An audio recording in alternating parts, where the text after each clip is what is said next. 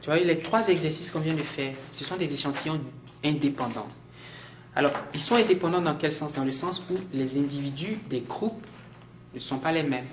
Donc, supposons par exemple que les filles ou les femmes se plaignent d'être trop grosses, et puis un monsieur dit, écoutez, moi j'ai fabriqué une vitamine. La vitamine est censée faire perdre du poids. Alors, un chercheur, un scientifique dit, écoute, moi je veux tester l'efficacité de ta vitamine, parce qu'il ne faut pas que tu mettes sur le marché et puis ça ne marche pas. Qu'est-ce qu'il fait? Il prend 2 groupes de femmes, il donne la vitamine aux femmes qui sont grosses. D'ailleurs, les 2 groupes elles doivent être grosses, parce que sinon on ne saura pas si chose. Donc, un groupe de grosses femmes, et puis un autre groupe de grosses femmes. Mais au groupe de grosses femmes numéro 2, il donne un placebo, par exemple. Un truc qui a l'apparence d'une vitamine, mais qui n'est rien, qui n'a pas d'effet. Et puis, à l'autre, il donne le vrai médicament.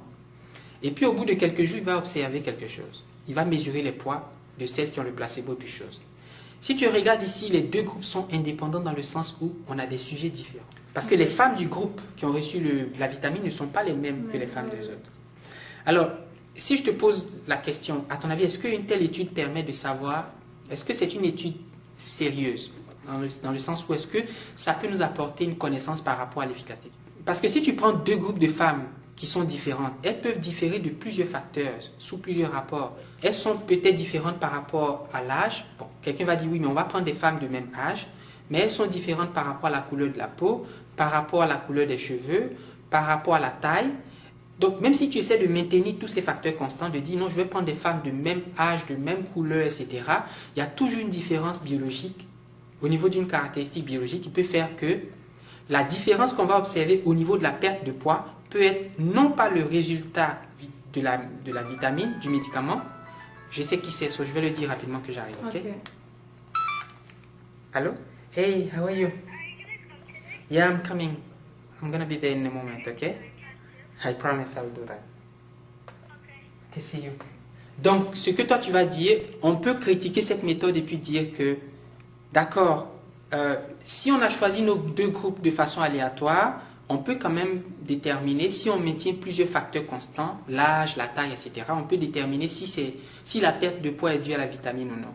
Mais je dis qu'on peut toujours trouver, pour 2 individus, tu peux me donner même une fille qui te ressemble sous plusieurs rapports, dit ça c'est exactement la copie conforme de Asia.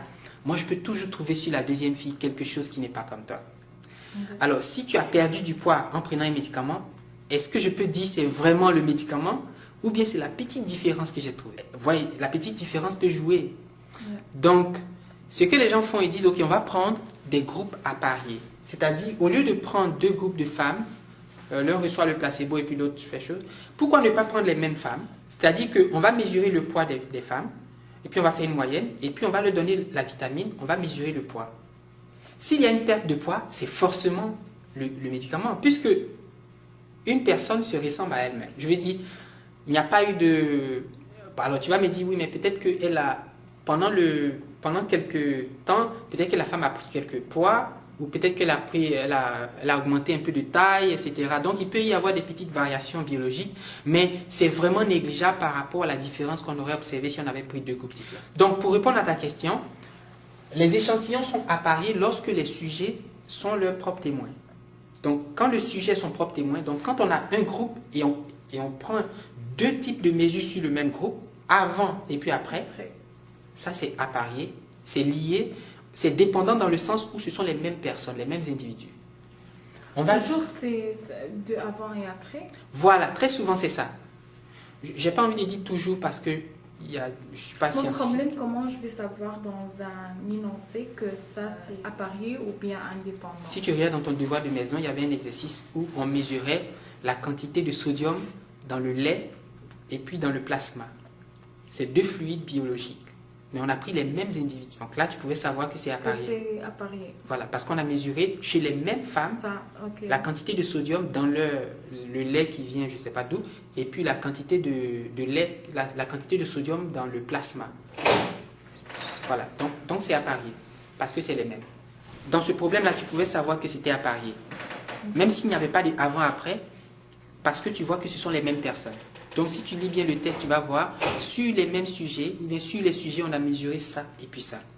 Maintenant, très souvent dans indépendant, on va te dire, dans un groupe 1, par exemple chez les garçons, on a mesuré ça, et puis dans un autre groupe 2, chez les filles, on a mesuré. Tout ce qu'on vient de faire, par exemple, c'est indépendant, parce que chaque fois, tu avais un groupe, et puis tu avais un autre groupe. Ok. On ne te disait pas, ce sont les mêmes personnes, les mêmes sujets.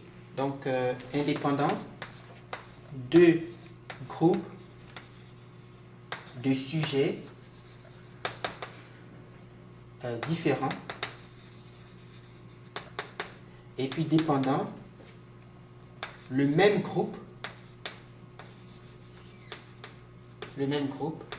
entre parenthèses, le sujet est son propre témoin.